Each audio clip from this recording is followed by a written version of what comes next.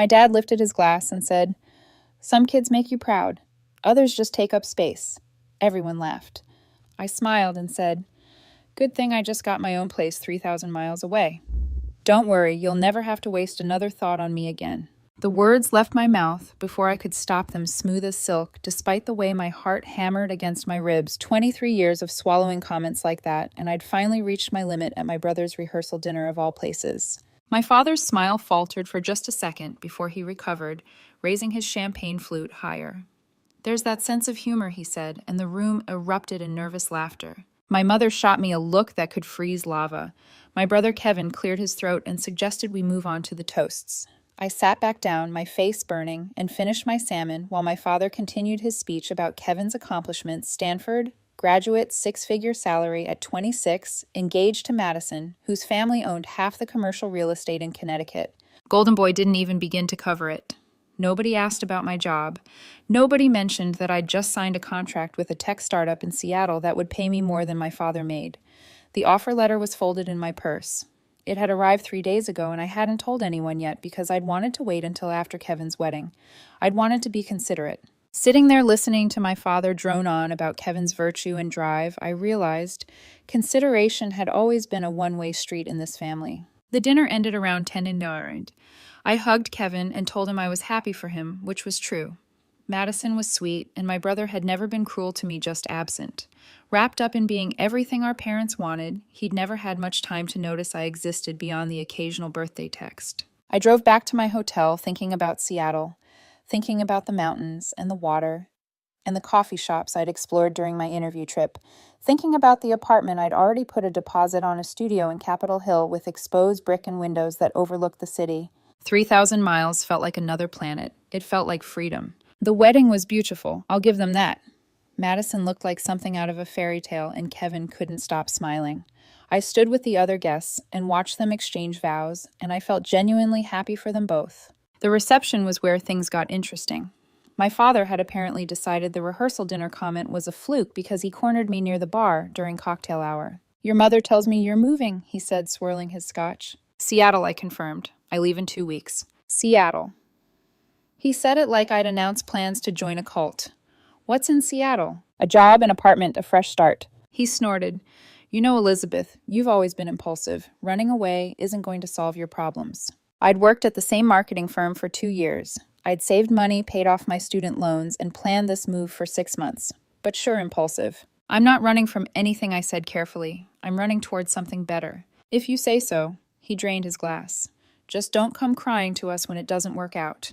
You made your choice." He walked away before I could respond, leaving me standing there with my own drink clutched so hard I thought the glass might shatter. The dinner was a 4-course affair, with speeches between each one. Kevin's best man told stories about their fraternity days. Madison's maid of honor cried happy tears. My mother stood up and talked about the joy of seeing her son find his perfect match. Then my father stood. "I've been blessed with 2 children," he began, and my stomach dropped. "They've taught me so much about life, about success, about what it means to be a parent." Here we go. Kevin has always made things easy. From the day he was born, he's been driven, focused, ambitious. He knew what he wanted and went after it. I've never had to worry about Kevin. He paused for effect while the room murmured approvingly. Elizabeth, on the other hand, he smiled, and it didn't reach his eyes. Elizabeth's taught me patience. She's taught me that not every child follows the same path, and that's okay. Some kids are leaders. Some kids are, well, they're still figuring it out. The room laughed. Not everyone, but enough. Enough that my face went hot and my vision blurred at the edges. "I'm sure Seattle will be good for you, honey," he continued, looking directly at me. "Sometimes people need to go off on their own and learn some lessons the hard way. We'll be here when you're ready to come home." He raised his glass to Kevin and Madison and to the future. Everyone drank. I set my glass down carefully and stood up. "Could I say something?" My voice came out steadier than I expected. My father looked surprised but gestured magnanimously. "Of course." I walked to the front of the room. My hands were shaking, so I clasped them together. "I want to thank Kevin and Madison for including me today," I started. "Watching you 2 together has been really special. You can see how much you love each other, how much you support each other's dreams." I looked at my brother, who was smiling encouragingly. "Support is important," I continued. "Believing in someone, celebrating their wins, being proud of their accomplishments, those things matter. My father shifted in his seat. I've spent a lot of years in this family wondering why I never seemed to measure up. Why my degree wasn't impressive enough. Why my job wasn't prestigious enough. Why my choices weren't valid enough. I kept thinking if I just worked harder, achieved more, proved myself, somehow things would change. The room had gone very quiet. But standing here today after hearing my father's toast, I finally understand something. It was never about what I achieved. It was about who I am. And some people will never see past their own prejudices and disappointments to recognize the person standing in front of them. My mother half stood. Elizabeth, this isn't the time. You're right, I said. This is Kevin's day, which is why I'm going to make this quick. I pulled a folded paper from my clutch and held it up. This is my offer letter from Cascade Technologies. I'm going to be their new senior digital marketing director. My starting salary is $175,000 plus stock options and a signing bonus. I'm 23 years old. My father's face had gone pale. I didn't tell anyone because I wanted to wait until after the wedding. I didn't want to take attention away from Kevin's big day, but since we're apparently using this reception to evaluate everyone's life choices, I thought you should know. I folded the letter and put it back in my clutch. Dad, you've spent my entire life making me feel small, making me feel like I'm not good enough, like I'm the disappointment, like I'm the child you got stuck with instead of the one you wanted. You've done it at dinners, at holidays, at graduations, and now at my brother's wedding. My voice cracked, but I pushed through. I'm done.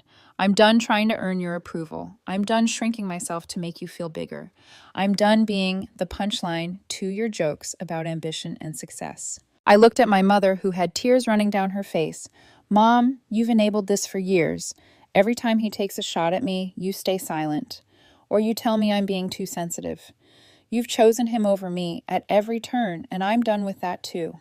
Kevin stood up. Elizabeth, I'm happy for you, I said to him. And I meant it. I really am. Madison is wonderful. I hope you guys have an amazing life together. I looked back at my father. You said you'd be here when I was ready to come home. But here's the thing. Connecticut stopped being home the day I accepted that job in Seattle. Home is supposed to be where people love you, support you, believe in you. Home isn't a place where your own father uses your brother's wedding to humiliate you in front of 75 people. I grabbed my purse. I'll send a forwarding address for any mail. Don't use it for anything else. I walked out. Just walked straight out of that reception hall with my head high and my heart racing behind me. I could hear the chaos, erupting voices rising.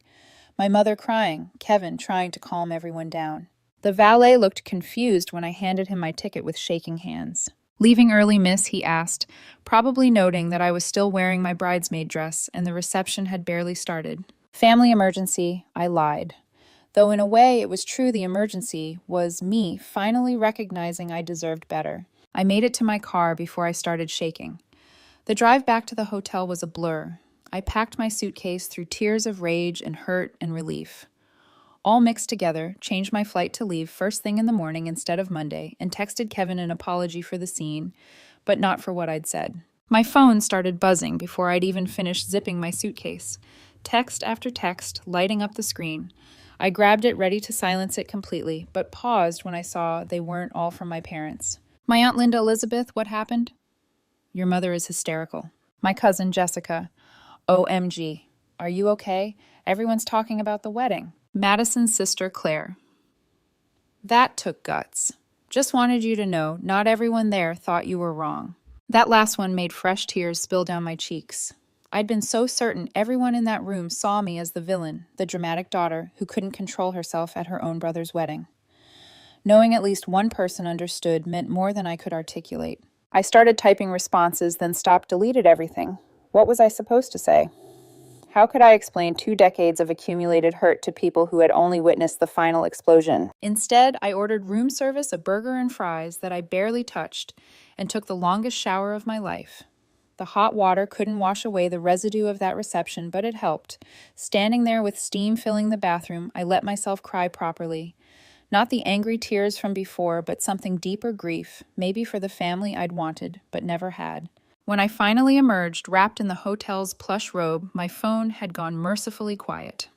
11:30 p.m. The reception would be winding down now. Kevin and Madison would be doing their send-off, heading to their hotel suite for their wedding night, and everyone would be gossiping about me. Let them talk. I'd spent my whole life trying to control what people thought, trying to be small and acceptable and easy. Look where that had gotten me. I pulled out my laptop and opened my email. The job offer from Cascade Technologies sat in my inbox already accepted. But somehow I needed to read it again, needed to remind myself that this was real, that I had value, that somewhere in the world people saw my potential instead of my flaws. My manager's name was Jennifer Chen, and we hit it off immediately during the interview process. She was 42, brilliant, and had built the marketing department from the ground up. During our final interview, she'd said something that stuck with me. I'm not interested in hiring people who think inside boxes. I want people who question whether we need boxes at all. I felt seen in a way I never had at my current job, where every creative suggestion got watered down by committees and corporate politics. Jennifer had outlined projects that made my brain light up with possibilities: consumer tech launches, partnerships with environmental organizations, campaigns that actually meant something beyond just moving product. Seattle had been a dream before. After tonight, it felt like salvation. I pulled up my apartment listing and scrolled through the photos again. Hardwood floors, those big windows, a kitchen that actually had counter space. The building had a rooftop deck where you could see both the Space Needle and Mount Rainier on clear days. The realtor had told me the neighborhood was full of artists and tech workers, coffee shops on every corner, weekly farmers markets. My current apartment in Hartford was a sterile box in a complex full of young professionals who barely acknowledged each other in the hallways. I'd lived there for 2 years and couldn't name a single neighbor. The thought of leaving Connecticut had seemed scary before tonight. Now it seemed like the obvious choice, the only choice. My phone buzzed. Kevin, I'm so sorry. Are you okay? I stared at the message for a long moment before typing back. I'm okay. I'm sorry I did that at your wedding. The 3 dots appeared immediately. Don't be sorry. Madison and I are both on your side. Dad was way out of line. Something in my chest loosened. How bad is it? I asked. Mom left crying. Dad's drinking heavily and telling anyone who will listen that you're ungrateful. Madison's parents are uncomfortable. Her grandmother told Dad he should be ashamed of himself, which was amazing. Half the guests didn't know what to do, and the other half are pretending it didn't happen. I ruined your wedding. No, you stood up for yourself at my wedding. There's a difference. Madison and I are actually kind of in awe of you right now. I've never seen anyone call Dad out like that. Someone should have years ago. Yeah, someone should have. We texted back and forth for another 20 minutes. He told me Madison had cried during the cake cutting, but not because of the drama, because she was overwhelmed by everything. He told me his best man had gotten too drunk and tried to do a backflip on the dance floor. Normal wedding chaos that had nothing to do with me. Get some sleep, he finally wrote. Text me when you land tomorrow. And Elizabeth. I'm really proud of you, not for the scene, but for finally putting yourself first. I fell asleep clutching my phone, emotionally exhausted, but somehow lighter than I'd felt in years. The morning came too early. I dragged myself out of bed at 5:00 a.m., finished packing, and checked out before 6. The airport was quiet, just a handful of early travelers and tired TSA agents. I grabbed coffee and a bagel that tasted like cardboard, then found my gate. Sitting there waiting to board, I pulled out my phone and unblocked my parents' numbers just long enough to check my messages. 17 texts from my mother, ranging from angry to manipulative to devastated. 5 from my father, all of them cold and cutting. The last one from him. You've made your choice. Don't come running back when reality hits and you realize how much you've thrown away. I blocked them again and deleted the messages. Then I went into my photos and started removing pictures of my father at my college graduation, his smile tight and perfunctory. My mother at my 21st birthday dinner, where she'd spent the whole time talking about Kevin's promotion.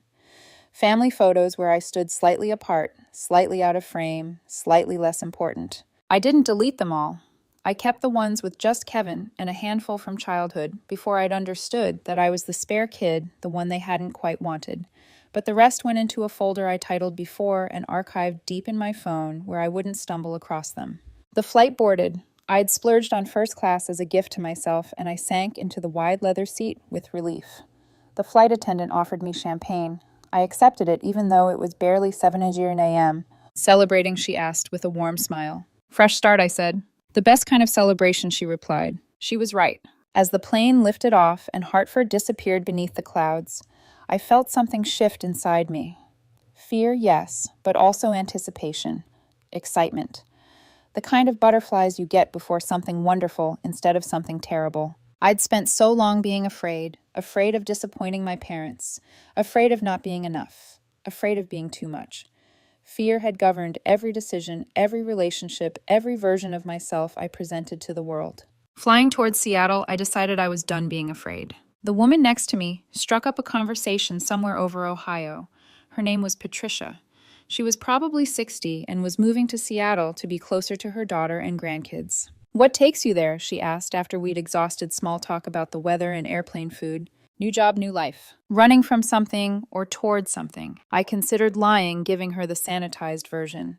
But something about her kind eyes and the fact that I'd never see her again made me honest. "Both," I admitted. "My family and I had a falling out.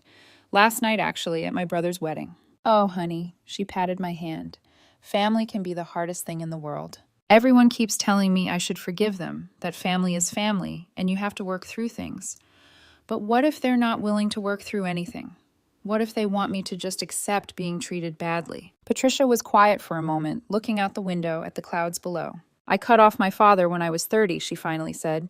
"He was an alcoholic mean when he drank, and he refused to get help. My mother kept making excuses for him. Everyone in our church kept telling me to honor my father, to be patient, to pray harder. What did you do?" "I left, moved 3 states away, and didn't speak to him for 15 years. And you know what best decision I ever made? I met my husband, had my kids, built a life without that constant weight of his disappointment and anger." "Did you ever reconcile?" "He got sober eventually. Called me and apologized. Really apologized for everything. We had a decent relationship the last few years before he died. But if I'd stayed, if I'd kept taking his abuse, hoping he'd change, I would have been miserable. And he probably never would have hit rock bottom and gotten help." She squeezed my hand. "Sometimes loving yourself means leaving. And if they ever decide to do the work to be better, the door doesn't have to be locked forever. But protecting yourself isn't selfish, it's necessary." We talked for the rest of the flight. She told me about her daughter, who taught elementary school, her grandkids, who were 8 and 5, her late husband, who'd been a carpenter and built their whole house by hand. I told her about Cascade Technologies, my new apartment, and the hiking trails I wanted to explore. When we landed in Seattle, she hugged me in the baggage claim. "You're going to be just fine," she said firmly. "Better than fine. You're going to be wonderful." I cried in the airport bathroom after she left, but they were good tears. The taxi ride to my apartment took 40 minutes through morning traffic. Seattle sprawled around me, gray and rainy and absolutely perfect.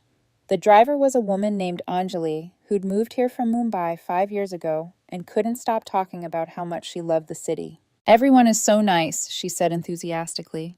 "And there is always something happening. Music, art, food, festivals. You will love it here." I already did. Just the energy of the city felt different from Hartford's buttoned-up corporate vibe. People on the sidewalks wore flannel and jeans, carried reusable coffee cups, walked dogs and pushed strollers, and seemed genuinely happy to be alive. My building was in Capitol Hill, a neighborhood Anjali informed me was very hip, very cool. The brick facade had character, and the lobby had actual charm instead of sterile corporate blandness. The doorman, Michael, according to his name tag, helped me with my suitcases and congratulated me on the move. "You're in 4C, right corner unit. Great light in there." Previous tenant was a photographer, and she loved those windows. The apartment was even better than the photos. Afternoon sun streamed through those promised windows, highlighting the exposed brick and gleaming hardwood. Empty of furniture, it echoed when I walked through, but I could already envision how I wanted it to look. My couch here, a bookshelf there, plants in the windowsills. I stood in the living room and slowly turned in a circle, taking it all in. Mine, all mine. Nobody could walk in here and make a cutting comment. Nobody could use this space to make me feel small. The bedroom had a walk-in closet bigger than my entire bathroom in Hartford. The kitchen had been recently renovated with quartz countertops and stainless steel appliances. The bathroom had one of those rainfall shower heads and a tub deep enough to actually soak in. I sat down in the middle of the empty living room floor and called my best friend Jasmine, who'd been my roommate freshman year of college and had remained my closest confidant even after she moved to Denver. "How'd the wedding go?" she answered clearly in the middle of something because I could hear traffic and people talking. I walked out. The background noise cut off. "Hold on, let me get somewhere quiet." 30 seconds later. "Okay, I'm in my car. Tell me everything." I told her the rehearsal dinner comment, my father's toast at the reception, my speech, the dramatic exit.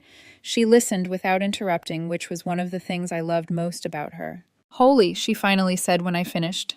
"Elizabeth, I'm so proud of you. Everyone thinks I'm a drama queen. Who cares? You finally stood up to your dad instead of taking his crap. That's not drama, that's self-respect. How are you feeling? Terrified, relieved, free. All of it at once. That's normal. You just blew up your entire family dynamic. It would be weird if you weren't scared.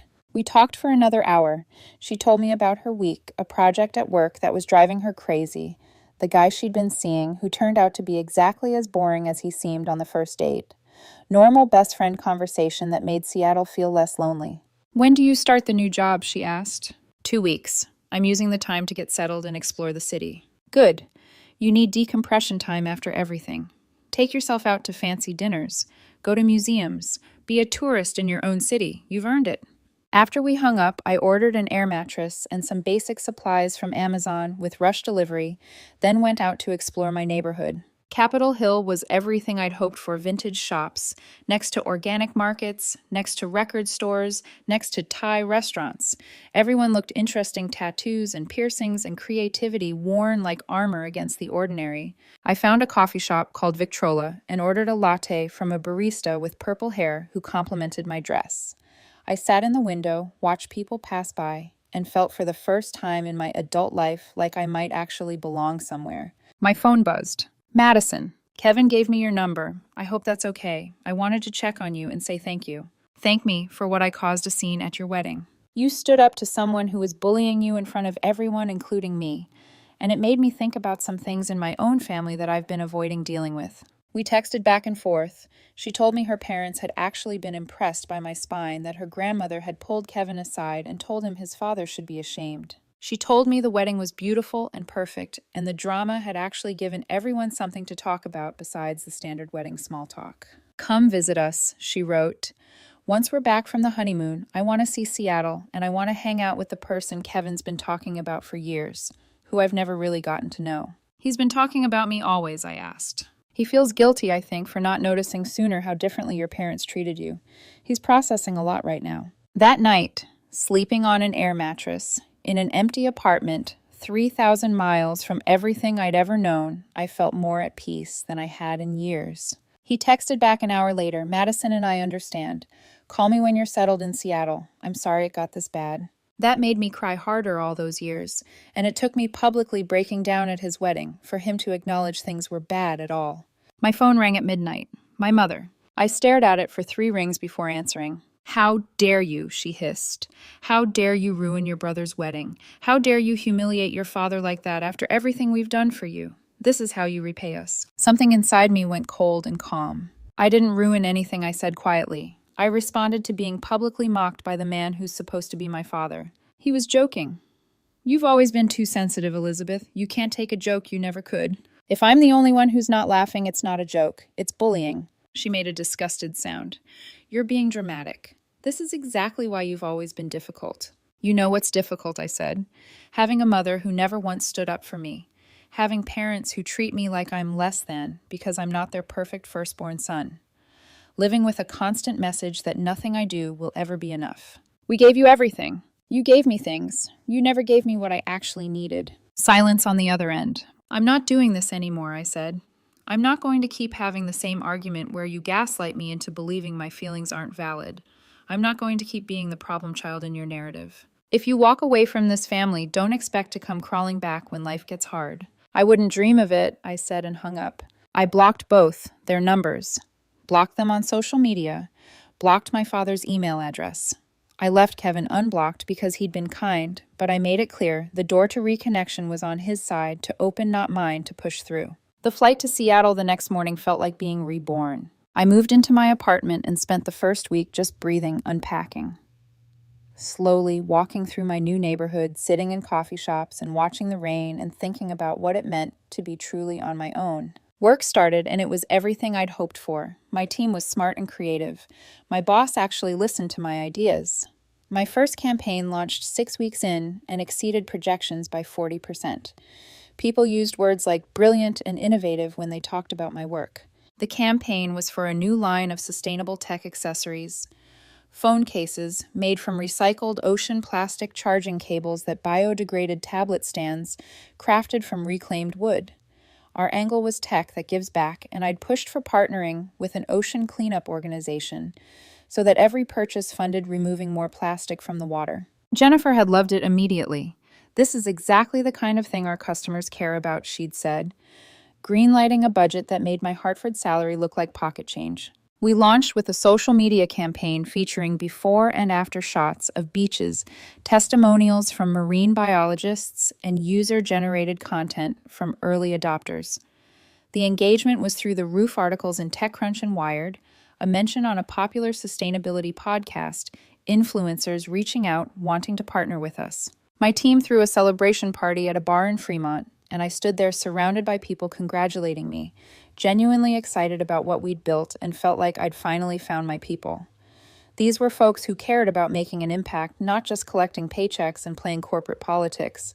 Marcus was at that party. He'd been brought in as a consultant to advise on the environmental partnerships, and we'd been in 3 meetings together before that night. Tall, with dark curly hair, and the kind of smile that made you want to smile back. He'd always been professional in meetings, thoughtful about sustainability practices, clearly passionate about his work. At the bar, slightly drunk on success, and local IPAs, we ended up talking for 2 hours straight. He told me about his work helping companies reduce their carbon footprints, about growing up in Portland, about hiking the Pacific Crest Trail the summer after college. I told him about Seattle, about the campaign, and carefully about making a fresh start. Running from something or towards something, he asked, echoing Patricia from the plane. "Can it be both?" "Always is," he said, and clinked his glass against mine. We started dating 3 weeks later. Nothing serious at first, just coffee dates and walks around Green Lake, introducing me to his favorite taco truck and the used bookstore where he spent every Sunday afternoon. He was easy to be around, made me laugh, never pushed for more than I was ready to give. The first time I told him about my family, the real story, not the sanitized version, we were hiking up Mailbox Peak. Brutal trail, nearly straight uphill for 3 miles, and somewhere around the halfway point, when my legs were screaming and my lungs burned, it all just came pouring out. He listened without judgment, occasionally handing me water, letting me get through the whole story before responding. "My dad was like that with my older sister," he said when I'd finished. "Nothing she did was ever good enough. She became a doctor, and he criticized her specialty. She married a great guy, and Dad found fault with his family. Eventually, she just stopped trying to please him." "Did it get better?" "No. He died angry and bitter that she'd abandoned him. But she's happy. She's got a great life in San Diego, 3 kids doing work she loves.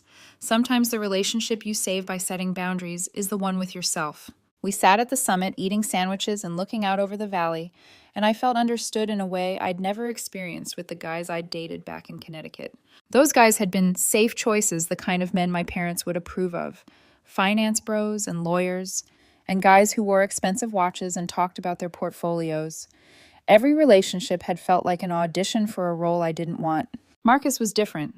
He wore flannel and hiking boots, drove a beat-up Subaru covered in environmental nonprofit stickers, and cared more about reducing waste than increasing wealth. My father would have hated him on sight, which somehow made me like him even more. Imagine that 23 years old and people thought I was talented. I made friends. Real friends. Not the kind from high school who'd known me as Kevin's little sister and couldn't see past that. I joined a women's hiking group and started exploring the Cascades. I adopted a cat from a shelter and named her Pioneer because we were both starting over. 3 months in, Kevin called. "Hey," he said tentatively, "is this an okay time?" "Yeah," I said, curling up on my couch with Pioneer purring on my lap. "What's up?" "Madison and I are settled back from the honeymoon. She wanted me to call you." "Tell her thanks for the wedding gift," I said. I'd sent a set of handmade pottery bowls from a local Seattle artist, purchased before everything went to hell. "She loves them. She uses them every morning for oatmeal." He paused. "Elizabeth, I need to apologize." "For what?" "For not seeing it. For not saying anything all those years. Madison pointed out that I basically had been a bystander to Dad treating you like crap since we were kids. And she's right." My throat tightened. "Kevin, no." "Let me finish," he said. "I was so focused on being what they wanted, on maintaining this perfect image, that I completely missed how differently they treated you. Or maybe I saw it and didn't want to deal with it because acknowledging it would mean confronting them, and that felt too hard." He sighed. "You calling them out at my wedding was the bravest thing I've ever seen anyone do. And you were right about all of it." "How are they?" I asked because I couldn't help myself. "Dad's furious. He thinks you owe him an apology. Mom's playing the victim, telling everyone you had some kind of breakdown. They've rewritten the whole night in their heads, so they're the injured parties." Of course they have. I told them they need to take accountability for how they treated you, and Dad told me to stay out of it. Mom said I was being disloyal for taking your side. I'm sorry, I said automatically. Don't be, he said firmly. Madison and I talked about it, and we're implementing some boundaries. We're not going to pretend anymore that their behavior is acceptable. If they can't respect how we feel about this, we'll limit contact. Pride swelled in my chest. Really, you're my sister. You deserve better. You still deserve better. We talked for another hour. He told me about the honeymoon in Greece. I told him about my campaign success, my apartment, and the hiking trails I'd discovered. It felt like talking to a brother for the first time in my life. Will you visit? I asked before we hung up. Definitely, maybe in the spring. Madison's dying to see Seattle. I'd love that. After we hung up, I sat there for a long time, stroking Pioneer's soft fur and watching the city lights come on outside my window. My phone buzzed a text from a coworker asking if I wanted to grab drinks tomorrow night to celebrate the campaign win. I smiled and typed back yes. 6 months after the wedding, my father sent a letter. Not an email, an actual letter forwarded through Kevin because I hadn't given them my new address.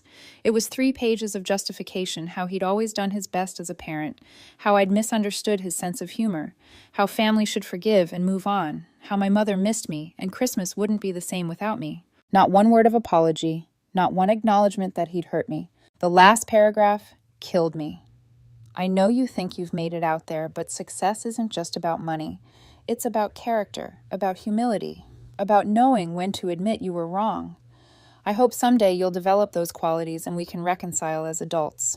I read it twice, then put it in my desk drawer and closed it. Some people will never see you clearly because they're too invested in the version of you that makes them feel superior. My father needed me to be the disappointing child to make Kevin's success shine brighter. He needed me to be the problem so he could be the long-suffering parent. I wasn't going to play that role anymore. A year after the wedding, I got promoted to VP of Digital Strategy at 24, the youngest VP in company history. Kevin and Madison visited that month. We hiked, Rattlesnake Ledge, ate fresh seafood at Pike Place Market, and stayed up late drinking wine on my new balcony. Madison asked careful questions about my parents, and I gave her honest answers. Do you miss them? She asked. I thought about it, really thought about it. I miss the idea of them, I said finally. I miss what they could have been if they were different people. But the reality, the actual relationship I had with them, no. I don't miss walking on eggshells or being the family joke. I don't miss feeling inadequate. I don't miss the constant low-grade anxiety of waiting for the next cutting comment. That makes sense, Madison said softly. You seem so much lighter, Kevin added. More yourself. He was right. I felt like I'd been carrying a backpack full of rocks my whole life, and someone had finally cut the straps. The relief was indescribable. 2 years out, my mother tried reaching out through Kevin again. She wanted to meet for coffee neutral territory just to talk. What do you think Kevin asked when he called to relay the message? Has anything changed? Dad's still dad. Mom's still making excuses for him. But she seems genuinely sad about you being gone. Being sad isn't the same as taking responsibility, I said. Has she acknowledged that they treated me badly? Has she apologized? Has she done anything besides miss having her daughter around? Silence. That's what I thought, I said gently. Tell her I'm not ready. Maybe someday, but not now. He understood. I kept building my life. Got promoted again. Started seeing someone wonderful named Marcus who worked in environmental consulting. Traveled to Iceland and Portugal and New Zealand. Published articles about digital marketing strategy that got picked up by major industry publications. Bought a condo with a view of the water. Every achievement felt sweeter because it was mine, not something done to prove a point or earn approval, but something I wanted for myself. Sometimes I thought about that rehearsal dinner, about my father lifting his glass, and making that joke about kids who take up space about the moment I decided I was done. It hadn't felt brave at the time. It had felt like survival, like I'd finally hit the point where staying silent would destroy something essential in me. But looking back, maybe it was brave. Maybe refusing to accept being diminished, standing up in front of everyone and saying no more. Maybe that took courage I hadn't known I possessed. Kevin sent me a picture last Christmas, him and Madison with their newborn daughter, Emma. They'd made me godmother without asking my parents' opinion. In the photo, Emma wore a onesie that said Seattle or bust. She needs a fierce aunt, Kevin texted someone who will teach her to stand up for herself. Someone who will show her it's okay to walk away from people who don't see her worth. I cried looking at that picture. Happy tears this time. My father never apologized. My mother sent occasional texts through Kevin asking about my life, but they were surface level, no depth, no real interest in who I'd become, just checking boxes, maintaining the appearance of trying. I made peace with that. Some relationships can't be salvaged because one side refuses to acknowledge the damage done. You can't rebuild trust with people who insist nothing was ever broken. 3 years after that rehearsal dinner, I'm sitting in my office overlooking Elliott Bay, preparing for a board presentation that could make or break a major client relationship. My team is brilliant. My reputation is solid. My life is full of people who respect me, challenge me, support me. Every so often, I think about what my father said about some kids making you proud and others taking up space. He was wrong. I never took up space. I filled it with ambition, creativity, resilience, and stubborn refusal to be what he wanted me to be instead of who I actually was. The difference is everything. Marcus and I are talking about getting married. Pioneer has a brother now, a rescue named Summit. Emma is 2 years old and FaceTimes me every week to show me her drawings. Kevin and Madison are planning to move to Portland next year, 3 hours away instead of 3,000 miles. My life is good. Better than good. It's mine. Sometimes the bravest thing you can do is walk away from people who make you feel small and build something beautiful in the space they no longer occupy. I lifted my own glass that night, 3,000 miles away from the people who couldn't see me, and toasted to the life I was about to create. Every day since has been proof that I made the right choice. In the years that followed, I learned that healing isn't a single moment. It's 1,000 small ones strung together. It's the first morning you wake up and realize you didn't think about them. It's laughing with friends over brunch and catching yourself feeling light. It's walking into a meeting where people value your ideas and for once not hearing their critical voices in your head. It's forgiving yourself for staying too long, for believing you could earn love that should have been unconditional. Jennifer once told me during a one-on-one, you carry yourself like someone who's survived something. I smiled and said I have. She didn't press. She didn't need to.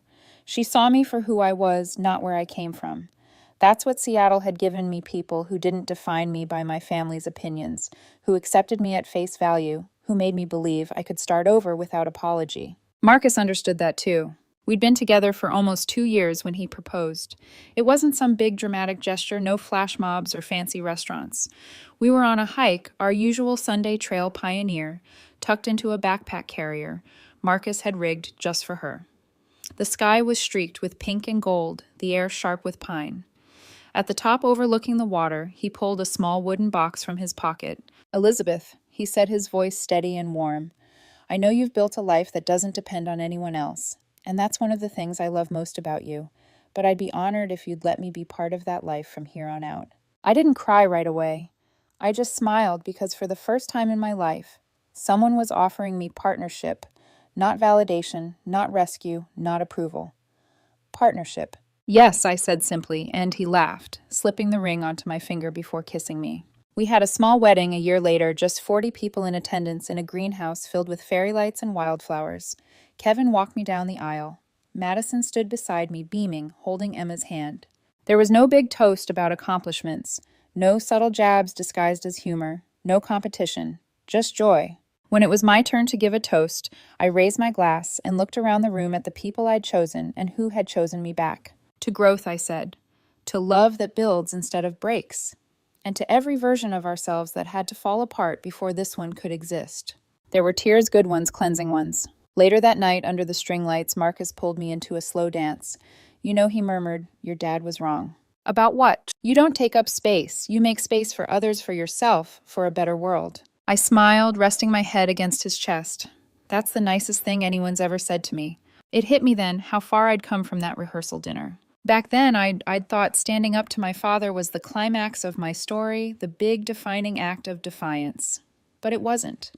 The real story was everything that came after the quiet rebuilding, the small choices, the ordinary moments where I chose peace over chaos, honesty over pretending love over fear. Sometimes I still got sad. Grief isn't linear. There were birthdays where I wondered if my parents thought of me, Christmases where I half expected an apology that never came. But those feelings no longer consumed me. They were echoes, not anchors. A few years later, I was invited to speak at a leadership summit about women in tech. My talk was titled, "Redefining Success, Leading Without Permission." I told the audience that sometimes that success isn't about climbing ladders, it's about building your own structure entirely. That sometimes the most revolutionary thing you can do is stop waiting for people to be proud of you and start being proud of yourself. Afterward, a young woman came up to me, tears in her eyes. "My dad sounds a lot like yours," she said. "Hearing your story makes me feel like maybe it's okay to stop trying." "It's not just okay," I told her. "It's necessary." She hugged me, and I thought about Patricia, the woman from the plane, and how her words had changed my life that day. Maybe now I could be that voice for someone else. Years later, when Kevin and Madison finally moved to Portland, they brought Emma to visit. She ran through my condo, squealing Chasing Summit with a feather toy, while Kevin stood by the window watching the rain. "She's going to grow up knowing she's enough," he said softly. "She already does," I smiled. "Look at her." He looked at me. "You know, I used to think you were running away." "I was," I said. "But not from them, from who I used to be." He nodded, understanding. That night after they left, I sat on the balcony watching the city lights shimmer on the water. I thought about all the versions of myself that had existed. The scared daughter, desperate for approval. The defiant woman at the wedding. The brave one boarding the plane. The builder. The lover. The leader. Every one of them had been necessary. Every one of them had gotten me here. Seattle's skyline blinked against the dark. Somewhere below, I could hear laughter from a nearby rooftop bar, a dog barking. The hum of life moving forward. I lifted a glass of red wine to the night sky. To the ones who never saw me, I whispered. And to the one who finally did me. The wind carried the words away soft and certain. And for the first time, I didn't need anyone to toast back.